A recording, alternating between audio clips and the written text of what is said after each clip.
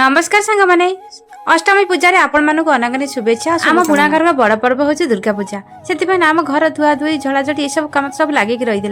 फुर्सत मिल ना टे मोबाइल धरने तथापि आपण मान सहित सेयार करने चेष्टा करी 3 दिन है घर झड़ाझड़ी धुआ धुई एमती सब कम लगिक रही जहाँ आज सब सरीगला आज थी आम तंत घर ताकू झड़ाझड़ी कर धोई धुआई नहीं आसती ना मुंड बुणुई गाधे पलि जहाँ झी आज मोर कम टी हल्का करदे सी आम गाधे गला से ठाकुर पूजा कर समस्त चूड़ा सतुड़ा कर समस्त अल्प अल्प खाई पर गाधुआ ना रोषे मुझे सारी घाट तरकारी करी शाग भजा डाली अरुआ भात